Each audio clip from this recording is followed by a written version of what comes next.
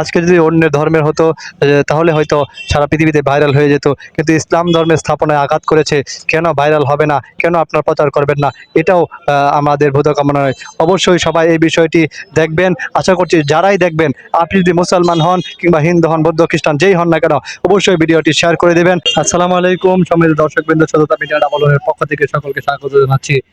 আমরা আপনাদেরকে নিয়ে এসেছি হুসেনপুর হাসপাতাল মোড়ের, দেখতে পাচ্ছেন জাতির পিতা ইব্রাহিম আলাইহিস সালামের স্মরণীয় এই জায়গাতে। এখানে দুঃখের বিষয় হলো আপনাদেরকে দুঃখের বিষয় জানাতে হচ্ছে।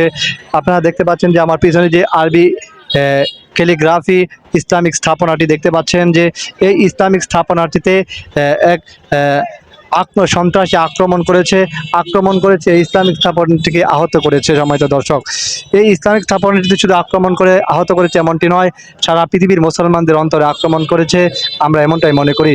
যারা মুসলমান অবশ্যই এই ভিডিওটি শেয়ার করে দিবেন, সারা পৃথিবীর মুসলমানদেরকে জানিয়ে দিবেন যে মুসলমানদের স্থাপনায় আক্রমণ হয়েছে কিশোরগঞ্জ জেলার হোসেনপুর থানার হাসপাতাল মোড়ে। এই স্থাপনাটিতে কিভাবে আক্রমণ হয়েছিল আমরা একজনের কাছে জিজ্ঞাসা করব। এই স্থাপনাটিতে কিভাবে আক্রমণ হয়েছিল আপনি যা জানেন তা বলুন। গত শুক্রবার বিকাল যখন বৃষ্টি হচ্ছিল, তখন বৃষ্টির মধ্যে একজন মোটরসাইকেল নিয়ে আসে, ছাত্রলীগের একজন পদের একজন লোক এখানে আসে। তার হাতে ছিল একটি চাইনিজ কুড়াল এবং একটি শাবল। এই শাবল নিয়ে তিনি এখানে আসে। আসার পর দেখে যে যত অটোওয়ালারা ছিল, এখানে কিন্তু অটোর স্টেশন, যত অটোওয়ালারা ছিল, তখন বৃষ্টির কারণে সকল অটোওয়ালারা এই সাইডে যে পর্দা ছিল, পর্দা ফালাইয়া তারপর অটোর ভিতরে তিনি অটোওয়ালারা মোবাইল টিপতেছিল। হঠাৎ করে দেখে যে কিসে যেন একটা শব্দ হচ্ছে। শব্দ হওয়ার পর সকল অটোওয়ালারা বাইর হয়েছে, বৃষ্টির মধ্যে বাইর হইয়া দেখতেছে যে এখানে আঘাত করা হইতেছে। তখন যখনই আঘাত করা হইতেছে দেখতে পারছে সকলেই তাকে দাওয়া করার পর তিনি তিন চারটা কূপ দিছে, 5-6টা কূপ দিছে। কূপ দেওয়ার পরেই তিনি যখন দেখতেছে যে এখানে দাওয়া করতেছে, তেনাকে আক্রমণ করা হবে, এই অবস্থা থেকে তিনি মোটরসাইকেল নিয়ে আবার তিনার গন্তব্যে চলে যায়।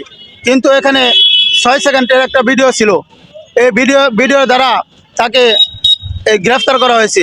এবং এখন আমরা বলতে চাই যে আমরা সকল ধর্মপ্রাণ মুসলমানদের পক্ষ থেকে আমরা সকলে বলতে চাই যে তার যেন মৃত্যুদণ্ড, ফাঁসি চাই, তার যেন মৃত্যুদণ্ড হয়, ফাঁসি হয়, এই বলে আমার বক্তব্য শেষ করছি।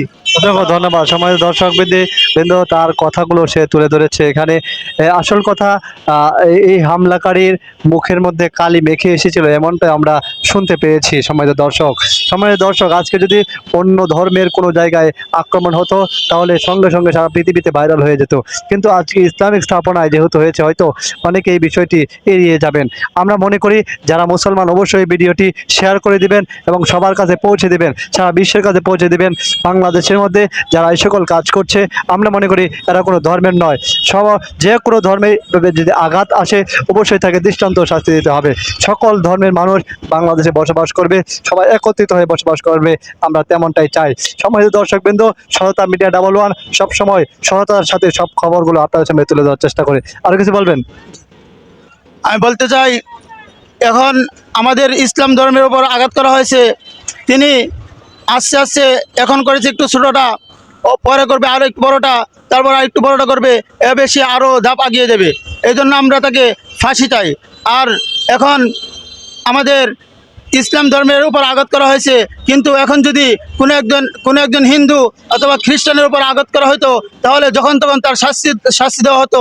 কিন্তু এখন আমাদের ইসলাম ধর্মের উপর আঘাত করা হয়েছে, কিন্তু এই কারণে ইসলাম ধর্মের উপর আঘাত করার কারণে কেউ কোনো মুখ খুলছে না, কেউ কোনো কথা বলছে না। কিন্তু আমি সকলের কাছে একটা বিচার চাই যে তার যে ফাঁসি হয়, এই বলে আমার বক্তব্য শেষ করছি। অসংখ্য ধন্যবাদ। সমাজের দর্শকবৃন্দ তার অভিব্যক্তি তিনি প্রকাশ করছিলেন।